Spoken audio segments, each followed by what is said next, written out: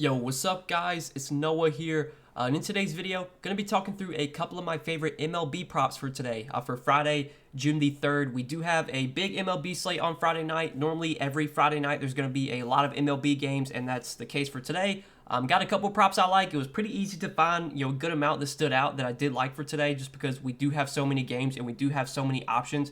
And at the time I'm making this video on Thursday night, Prizepicks does have a lot of their board posted, which is something I'm, thankful for. I asked them after I made my last MLB video and there weren't many props up when I made my video. I asked them to get some of their props up a little bit earlier, and they were able to do that. They do have a lot posted for right now, so we're going to talk through three plays specifically. I was able to find three props I really liked at first look, so we'll share why I like these plays, like always. Before we do get started though, guys, I do want to recap our plays from Wednesday, which was the last time I made an MLB video. And we went 2-1 on Wednesday, so it wasn't a terrible day. We did hit the over on Jazz Chisholm's fantasy points. Jazz Chisholm had a huge game Wednesday in Coors Field. He had like an RBI single. He had a 3-run home run. I think he finished with like 27 or 28 fantasy points. He just crushed his projection. I think he tripled up his projection, which doesn't happen too often in MLB. But Chisholm had a huge game, went over. Also, we did hit the under. No runs scored in the first inning of the Giants and Phillies game. And I don't really like to bet those first inning props just because they can be very volatile when you're kind of banking on, something happening in just one inning versus a full game. But we did hit the under, no runs scored in that first inning of the Giants-Phillies game. Sadly, though, the Twins-Tigers game, we also took the under in that game. No runs scored in the first inning, and a run was scored in the first inning, which, again, is why I don't like to bet those plays that often because they can be volatile. They can be kind of random. Bailey Ober, we just needed him to get 3 outs at the bottom of the first inning, and he couldn't do that. He gave up a run. He allowed a leadoff double. Then it was a ground ball, moved the guy over to third, and then Jonathan Scope came up and hit a single up the middle, which scored the run and ultimately kind of killed our bet, killed us on the clean sweep. But it is what it is, man. I'm not going to bet those first inning props too often, especially when there's more options available, and we do have a lot of other options available today. So as always, guys, we'll talk through the three plays that I do like for today. Just before we get started, hit that like button. Always appreciate the likes. Hit that subscribe button as well. And I do want to say that since we do have such a big board for today, there's going to be a lot that stands out. I do give out more plays that I like over on Patreon. So if these MLB videos have kind of been interesting you, if they've been helping you out and you want to see more MLB props from me, obviously you'll get access to all of my other props too for NBA as well. Obviously no NBA games today, but we'll have NBA back on Sunday. You want some of my NBA plays, my MLB plays each day, I give those out over on Patreon. You can check that out, link down below in the description if you are interested. And if you have not signed up for Prizepicks yet, you can sign up with my promo code. Prizepicks will match your first deposit up to $100 when you do sign up with my promo code. And I will say that Prizepicks does offer a lot of MLB props. Some of these props you don't even see like a lot of sports books offer. Like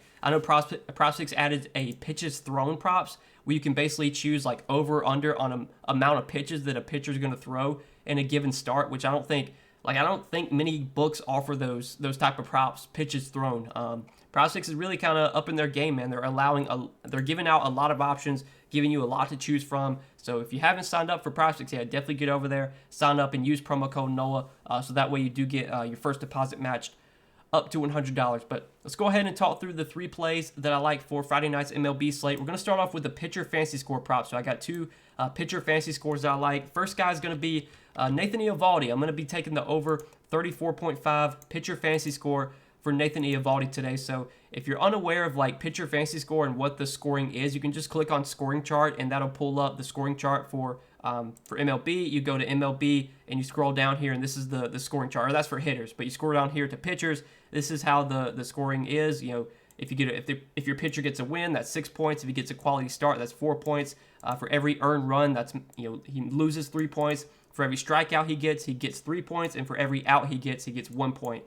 For reference, Nathan Eovaldi, he's gone over this 34.5 pitcher fantasy score prop in only 3 out of 10 starts this season. But I will say that he's had a couple starts where he's finished just short. Like one start he finished with 34, one start he finished with 33, another start he finished with 32. He's also had some tougher matchups. Like he had to face the Astros and he got beat up by the Astros. He had to face the White Sox. He had to face the Blue Jays twice. He had to face the Yankees. So Eovaldi's had some tough matchups so far this season. But this is not a tough matchup, and obviously matchups, especially when you're looking at pitchers, matchups are super important because if the pitcher you want your pitchers to be facing the worst hitters possible, and you don't want your pitchers going up against some of the best hitters in the league. You don't want your pitchers facing some of the best lineups in the league. You want them to face bad teams that strike out a lot. And Oakland checks those boxes. I mean, Oakland, you can look so far this season. The Athletics, I mean, they're just not a good team. They have the 8th highest K rate versus right-handed pitching, so they are striking out. They are striking out a good amount against right-handed pitching this season. And when you look at every offensive statistic, every offensive category, they're pretty much like worst in the league. Batting average, they got the worst batting average in the league versus right-handed pitching this season. On base percentage, slugging, OPS, they're towards the bottom of the league. They're actually dead last in OPS. ISO, so like power-wise, I mean, they don't have any power. A 111 ISO, which is 3rd worst in the league. WRC, WRC plus, WOBA, like Oakland's at the bottom of the league in every offensive category. Like, this team is just not good. Their lineup is not good either. You can take a look at their lineup. I mean, they have just a 3.2 implied run total for this game. You can see what their projected lineup is. I mean, I follow the MLB pretty closely, and like half these hitters I've never heard of. Like, I mean, obviously I've heard of Elvis Andrews. I know Luis Barria is like a good young prospect they have, but it's just not a scary lineup, man. Like, this is a team that Nathan Eovaldi should be able to just mow down. And Eovaldi's a solid pitcher. He's got pretty good advanced metrics. When you look at his advanced metrics this season, I'm not a guy that I don't really get into statistics too much. I don't really look into advanced data a ton. But like his metrics are solid. He's got a 25% K rate this season. He's got a very good 3.8% walk rate, so he's not really walking many batters. He is giving up a lot of hard hits, which is a little bit of a concern. 47.6% hard hit rate, which is towards the bottom of the league. That's a number that I would like to see a little bit lower. But still, he's getting a decent amount of strikeouts. He's not really walking many batters, even though he is giving up a lot of hard hits. Oakland's not a team that we should really be worried about, hitting the ball hard. I mean, this lineup is just not good. They don't really have any good hitters. Their offensive metrics for versus right-handed pitching this season are not good. They have a very low implied run total for today.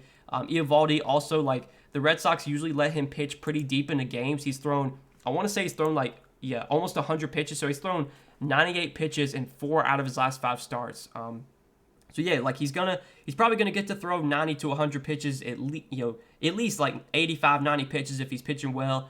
They might even let him go like 100 pitches. Last game, like I said, he threw a complete game against Baltimore. He went 9 innings and threw 108 pitches. So if Eovaldi's rolling here, the Red Sox will just let him go out there and mow down this Oakland team, which I think he should be able to do pretty easily here. I think this matchup is great. I think kind of all the boxes are checked for Eovaldi today.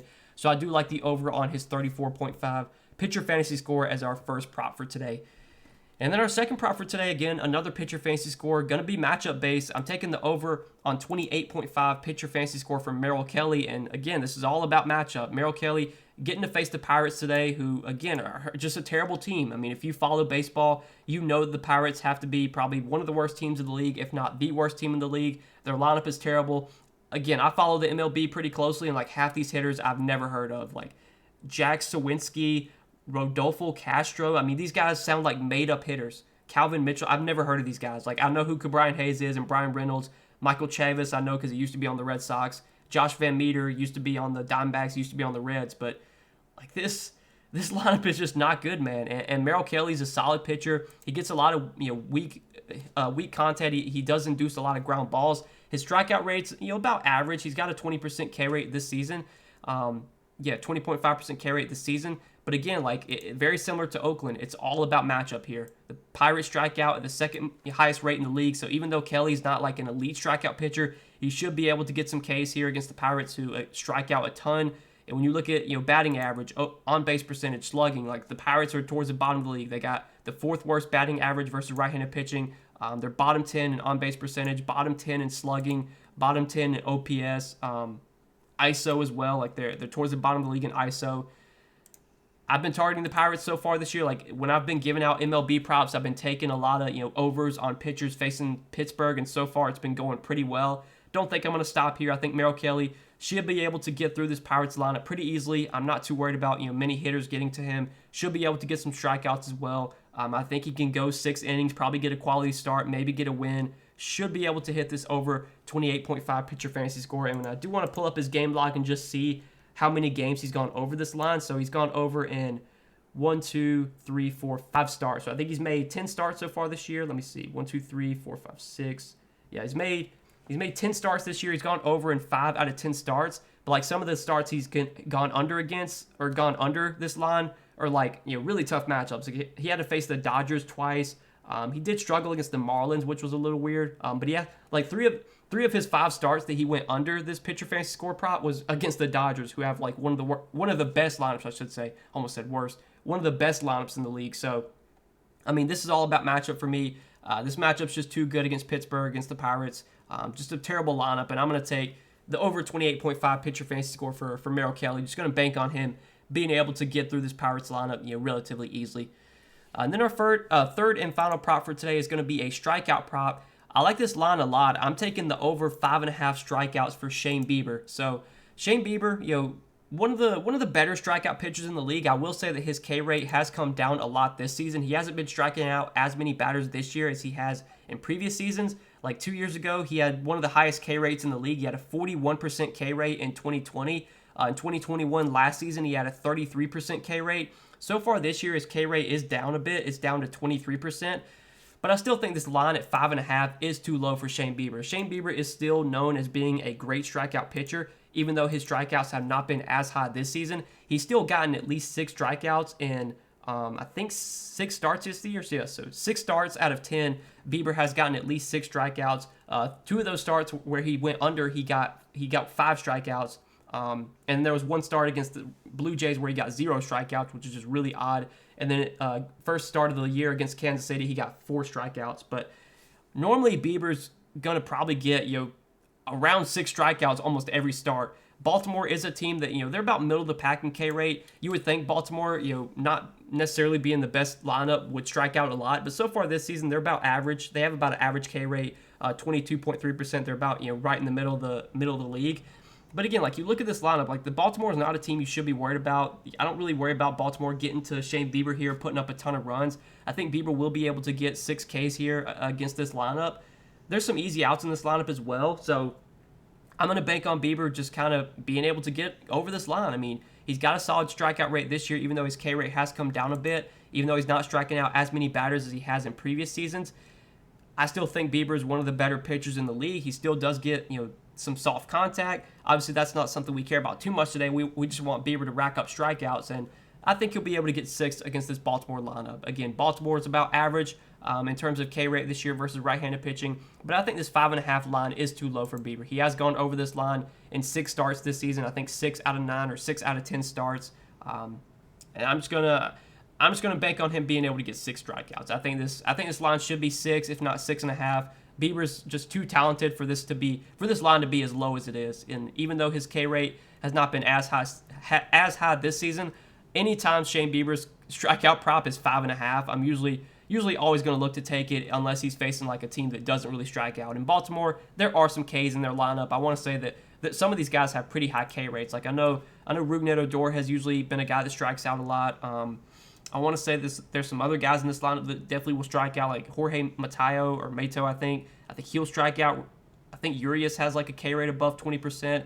There's definitely some Ks to be had in this lineup. And obviously Shane Bieber, a guy that can get plenty of strikeouts. So like that one as well. Over 5.5 strikeouts for Shane Bieber is going to be our third and final prop for today. So these are the 3 props I'm liking for MLB for Friday night. I hope you guys enjoyed this video. I hope this video did help. Again, if you want more MLB props from me, I do give those out over on Patreon, so you can check that out. If you are interested, you'll get access to obviously my MLB plays for today. You'll get access to my NBA plays as well. NBA does not resume until Sunday, so for the next few days, for Friday and maybe for Saturday as well, I'll definitely have some MLB videos up talking through some MLB props. And then when the NBA Finals returns on Sunday for Game 2, I'll definitely make a video for that for that day as well, covering some NBA props for Game 2 of the Finals. But best of luck tonight, guys. Thanks as always for watching this video. Hit that like button before you do get out of here. Hit that subscribe button too. Check out Prizepicks if you haven't yet. Make sure to sign up for Prizepicks and use promo code NOAH.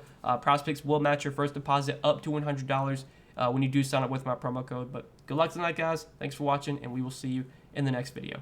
Peace.